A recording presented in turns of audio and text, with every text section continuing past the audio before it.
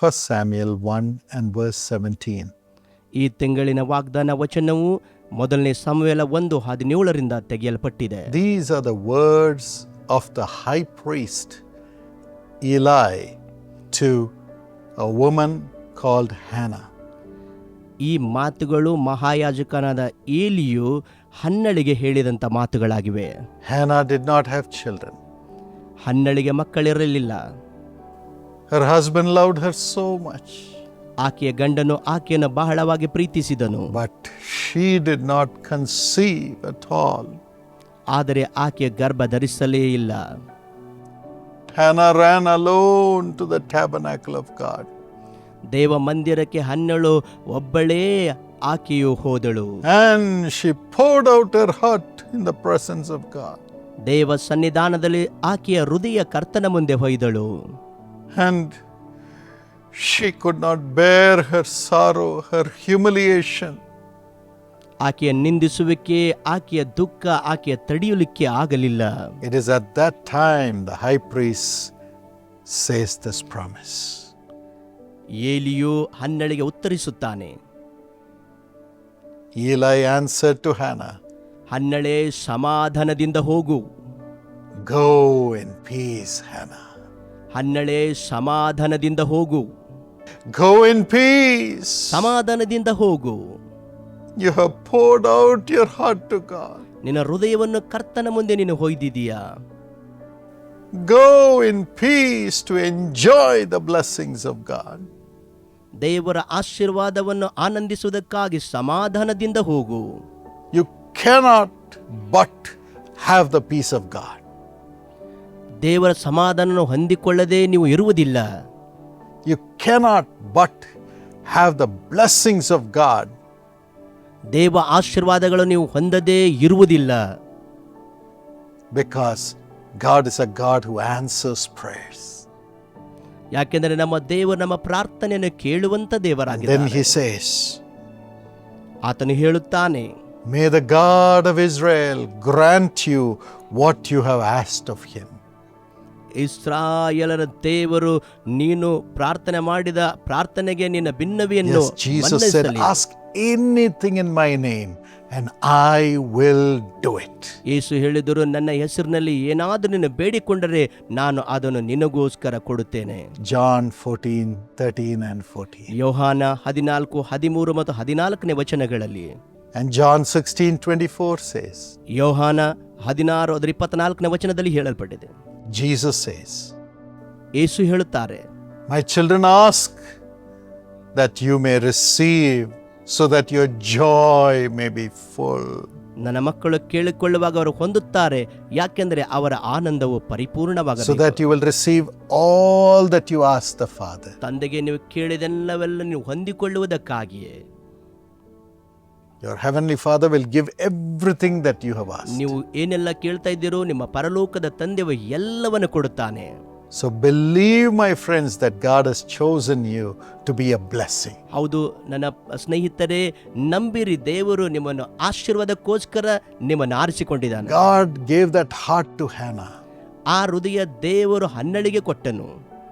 She believed that she was called by God to produce a blessing for the nation. ಒಂದು ರಾಷ್ಟ್ರಕ್ಕೋಸ್ಕರ ಒಂದು ಆಶೀರ್ವಾದವನ್ನು ಉತ್ಪಾದಿಸುವುದಕ್ಕಾಗಿ ದೇವರು ನನ್ನನ್ನು ಕರೆದಿದ್ದಾರೆ ಎಂಬುದಾಗಿ ನಂಬಿದಳು. That's why she brought forth the prophet Samuel to the nation of Israel, who anointed kings. Israel ರಾಷ್ಟ್ರಕ್ಕೋಸ್ಕರ ಒಬ್ಬ ಪ್ರವಾದಿಯನ್ನು, ಸಮುವೇಲನನ್ನು, ಯಾರು ರಾಜರುಗಳನ್ನು ಅಭಿಷೇಕಿಸಲ್ಪಡ್ತಾರೋ ಅಂತ ಸಮುವೇಲನನ್ನು ತಂದಳು. Yes, Eli said, Hannah, whatever you have asked of the Lord, He will give it to you. ಏಲಿಯು ಹನ್ನಳಿಗೆ ಹೇಳಿದನು, ನೀನು ಏನೆಲ್ಲ ಕರ್ತನಿಗೆ ನಿನ್ನ ಕೇಳಿದೆಯೋ ಆತ ನನಗೆ ಕೊಡುತ್ತಾನೆ. I believe she asked God for a prophet. ನಾನು ನಂಬುತ್ತೇನೆ ಆಕೆ ಒಂದು ಪ್ರವಾದಿಗಾಗಿ ಕರ್ತನಲ್ಲಿ ಕೇಳಿದಳು, not just a child. ಒಂದು ಮಗುವಿಗಾಗಿ ಮಾತ್ರವಲ್ಲ. That's why she brought forth the prophet of God. ಅದಕ್ಕಾಗಿಯೇ ದೇವರಿಗೋಸ್ಕರ ಆಕೆ ಪ್ರವಾದಿಯನ್ನು ತಂದಳು. Yes, you will bring forth God's prophecies and God's prophets. ದೇವರ ಪ್ರವಾದನೆಗಳು, ದೇವರ ಪ್ರವಾದಿಗಳನ್ನು ಕೂಡ ನೀವು ಕೂಡ ಹೊರತರುತ್ತೀರಿ. That is the mission of Jesus calls now. ಈಗ ಅದೇ ಯೇಸು ಕರೆಯುತ್ತಾನೆ ಸೇವೆಯ ಮಿಷನ್ ಆಗಿದೆ. The Lord told me it's no more going to be one brother Dinakaran, my son. ಮುಂದೆ ಒಬ್ಬ ಸಹೋದರ ದಿನಕರನ್ ಇರುವುದಿಲ್ಲ ಎಂದು ಕರ್ತನು ನನಗೆ ಸ್ಪಷ್ಟವಾಗಿ ಹೇಳಿದನು. This he said in 2008 when I lost my father, brother Dinakaran. ಸಹೋದರ ದಿನಕರನನ್ನು ನನ್ನ ತಂದೆಯನ್ನು ಕಳೆದುಕೊಂಡಂತ ಕಾಲದಲ್ಲಿ 2008ರಲ್ಲಿ ದೇವರು ಈ ಮಾತನಾಡಿದರು. He said, from now on I'll pour my spirit upon all flesh in the world. ಆತನು ಹೇಳಿದನು, ಈ ಪ್ರಪಂಚದಲ್ಲಿ ಎಲ್ಲಾ ಮನುಷ್ಯರ ಮೇಲೆ ನನ್ನ ಆತ್ಮವನ್ನು ಸುರಿಸುವೆನು. And I'll give you the grace to walk in that power. ಆ ಶಕ್ತಿಯಲ್ಲಿ ನೀವು ನಡೆಯುವಂತೆ ನಿಮಗೆ ಕೃಪೆಯನ್ನು ಕೊಡುತ್ತೇನೆ. And I'm going to raise young people who will see visions. ನಾನು ದರ್ಶನಗಳನ್ನು ನೋಡುವಂತ ಯೌವನಸ್ಥರನ್ನು ಎಬ್ಬಿಸುತ್ತೇನೆ. And your sons and daughters, those who receive me as Lord for the first time in their generation, in their life, they will prophesy. ನಿನ್ನ ಸೇವೆ ಮೂಲಕ ಮೊದಲು ಸಾರಿ ಕರ್ತನನ್ನು ಅವರು ಅಂಗೀಕರಿಸಿದಂತ ಅವರು ಕರ್ತನ ಹೆಸರಿನಲ್ಲಿ ಪ್ರವಾದಿಸುವರು. Every person who receives me as Lord through your ministry, I will make them prophesy also. ನಿಮ್ಮ ಸೇವೆಯ ಮೂಲಕ ಯಾರು ಕರ್ತನ ಕಡೆಗೆ ಬರ್ತಾರೋ ಅವರು ಪ್ರವಾದಿಸುವಂತೆ ನಾನು ಮಾಡುತ್ತೇನೆ. Revelation 19:10 says, ಪ್ರಕಟಣೆ 19 ಅದರ 10ನೇ ವಚನದಲ್ಲಿ ಹೇಳಲ್ಪಟ್ಟಿದೆ, the spirit of prophecy is the testimony of Jesus. ಈ ಪ್ರವಾದನೆಯ ಆತ್ಮ ಅದು ಯೇಸುವಿನ ಸಾಕ್ಷಿಯಾಗಿದೆ. So the ones whom I have brought to me through your ministry, they will testify about me everywhere with the prophetic power. ನನ್ನ ಮೂಲಕ ನಿಮ್ಮ ಸೇವೆಯಲ್ಲಿ ತಂದಂತ ಜನರನ್ನು ಅವರು ಪ್ರವಾದಿಸುವ ಸೇವೆಯಲ್ಲಿ ನಡೆಯುವಂತೆ ನಾನು ಮಾಡುತ್ತೇನೆ. This is God's plan for the Jesus Calls ministry that He has given us.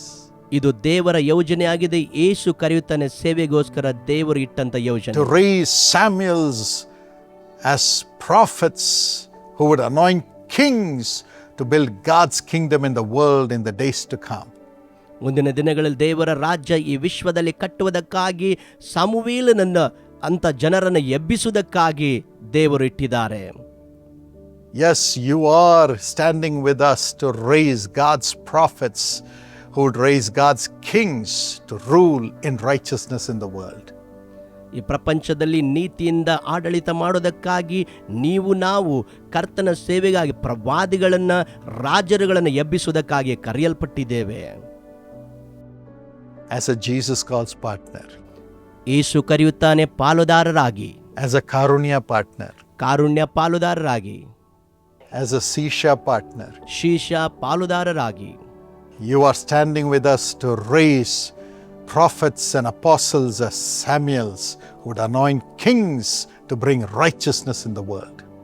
ರಾಜರುಗಳನ್ನು ಅಭಿಷೇಕ ಮಾಡುವಂಥ ಸಮುವೇಲನನ್ನ ಪ್ರವಾದಿಗಳನ್ನ ಈ ಪ್ರಪಂಚದಲ್ಲಿ ಎಬ್ಬಿಸುವುದಕ್ಕಾಗಿ ಕರೆಯಲ್ಪಟ್ಟಿದ್ದೀರಿ. Spiritual prophets, ಆತ್ಮೀಕ ಪ್ರವಾದಿಗಳು, prophets who would find solutions to human problems through Karunya. ಕಾರುಣ್ಯ ಮೂಲಕ ಮಾನವ ಸಮಸ್ಯೆಗಳನ್ನು ಬಗೆಹರಿಸುವಂತ ಪ್ರವಾದಿಗಳನ್ನು ತರುತ್ತೀರಿ. Caring for the poor little children, raising them up to be the prophets of God. ಬಡವರನ್ನು, ಚಿಕ್ಕ ಮಕ್ಕಳನ್ನು ಅವರ ಕಾಳಜಿ ವಹಿಸಿ ಮೇಲೆತ್ತುವಂತಹ ಒಂದು ಸೇವೆಯೇ. This through the ministry of Sisha. ಅದು ಶೀಶ ಸೇವೆಯ ಮೂಲಕವಾಗಿ ನಡೆಯುತ್ತಿದೆ. This is our mission. ಇದೇ ನಮ್ಮ ಮಿಷನ್ ಆಗಿದೆ. And you are prophets of God. ನೀವು ದೇವರ ಪ್ರವಾದಿಗಳಾಗಿದ್ದೀರಿ. Standing with us to raise prophets. ಪ್ರವಾದಿಗಳನ್ನು ಎಬ್ಬಿಸುವುದಕ್ಕಾಗಿ ನಮ್ಮೊಂದಿಗೆ ನಿಂತುಕೊಂಡಿದ್ದೀರಿ. As God answered Hannah, ಹನ್ನೆಳ ಪ್ರಾರ್ಥನೆ ದೇವರು ಕೇಳಿದ ಹಾಗೆ God is answering you. ನಿಮ್ಮ ಪ್ರಾರ್ಥನೆಯನ್ನು ಆತನು ಕೇಳುತ್ತಾನೆ. You will be blessed. ನೀವು ಆಶೀರ್ವದಿಸಲ್ಪಡುತ್ತೀರಿ. Your children will increase. ನಿಮ್ಮ ಮಕ್ಕಳು ವೃದ್ಧಿಯಾಗುವರು. You will increase. ನೀವು ವೃದ್ಧಿಯಾಗುವಿರಿ. As it happened to Hannah. ಹನ್ನಳಿಗೆ ಆದಂತೆಯೇ Yes, the hand of God is coming upon you. ದೇವರ ಹಸ್ತವು ನಿಮ್ಮ ಮೇಲೆ ಇಳಿಯುತ್ತಿದೆ. May God's provisions and answers come upon you, whatever you have prayed for until now. ಇದುವರೆಗೆ ನೀವು ಪ್ರಾರ್ಥನೆ ಮಾಡಿದ ಎಲ್ಲ ವಿಷಯಗಳಲ್ಲಿ ದೇವರ ಒದಗಿಸುವಿಕೆಯೂ ಉತ್ತರವೂ ಒದಗಿ ಬರಲಿ. But you make a covenant to give back everything that the Lord gives to Him to serve the Lord. ಕರ್ತನ ಸೇವೆಗೋಸ್ಕರ ದೇವರು ಕೊಟ್ಟದನ್ನ ಮತ್ತೆ ತಿರುಗಿ ಆತನ ಹಿಂತಿರುಗಿ ಕೊಡುವುದಕ್ಕೆ ದೇವರು ನಿಮಗೆ ಸಹಾಯ ಮಾಡಲಿ. Scripture says, as for me and my household, we will serve the Lord. ಸತ್ಯವೇದವು ಹೇಳಲ್ಪಟ್ಟಿರುವ ಪ್ರಕಾರ ನಾನು ನನ್ನ ಮನೆಯವರು ಯೆಹೋವನನ್ನೇ ಸೇವಿಸುವೆನು. Father, bless your children.